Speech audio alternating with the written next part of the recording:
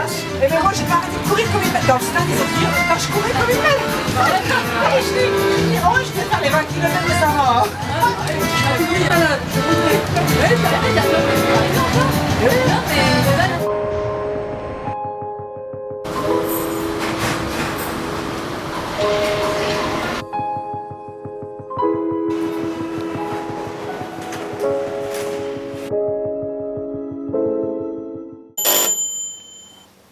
Bon alors, qu'est-ce qui vous arrive?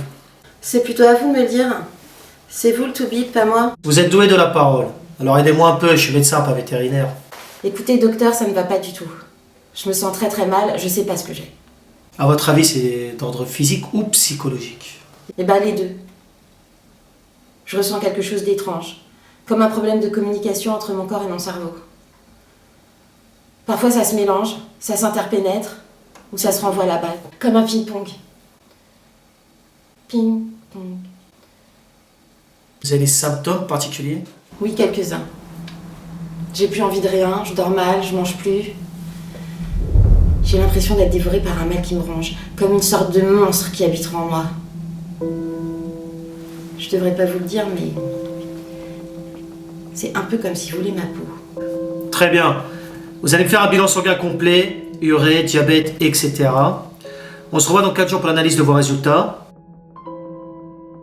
Voici votre ordonnance. Merci infiniment, docteur. Je me sens nettement mieux. Parce que grâce à vous, je vais enfin pouvoir mettre un nom sur ma maladie. Et ça me rassure énormément. Bonjour madame, asseyez-vous. Je ne vais pas y aller par 4 chemins, je vais prendre le plus court et le plus direct. Vos analyses ne sont pas bonnes, mais alors pas bonnes du tout. J'en étais sûre, docteur. J'avais une intuition, donc je me suis préparée au pire. N'ayez pas peur de me dire les choses, sans me ménager. Je veux tout savoir.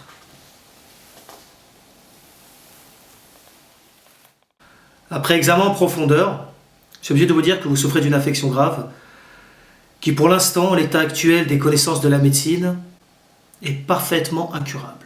Ah bon? C'est à ce point-là? Mais je souffre de quoi exactement? Vous avez un monstre en vous. Votre prise de sang indique une forte présence de talent. Vous avez un talent monstre. Ah mon Dieu, mais quelle horreur! Comment je vais faire pour vivre avec ça? Surtout dans mon milieu! C'est vrai que vous êtes comédienne. Oui.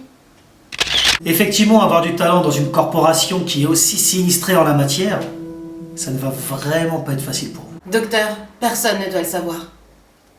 Vous êtes bien tenu au secret professionnel. Dans votre cas, ça se voit, ça crève les yeux. Mais c'est horrible! Mais il va grossir! Depuis quand j'ai ça en moi?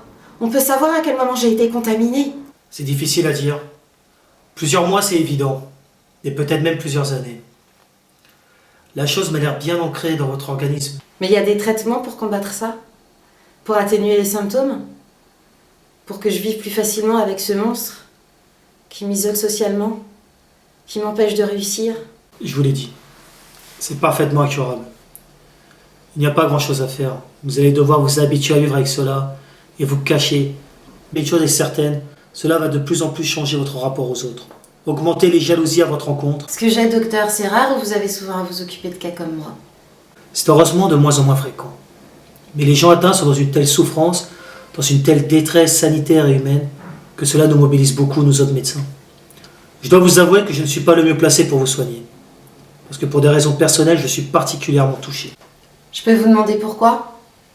Vous avez un proche dans la même situation que moi? Je devrais normalement pas vous le révéler. Je suis moi-même en rémission. C'est rarissime dans cette maladie. Alors je croise les doigts. Je comprends. Dans votre profession, ça doit pas être très bien vu non plus.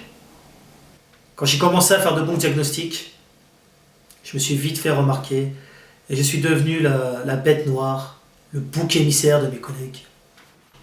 Voici la carte d'un expert qui soutient les gens talentueux. Il vous orientera vers un organisme social pour les démarches administratives. Je dois vous laisser à regret, je ne peux plus rien faire pour vous. Bon courage madame, vous connaissez la sortie. Vous savez, docteur, je préfère encore mourir que d'avoir du talent dans un monde aussi hostile. Adieu.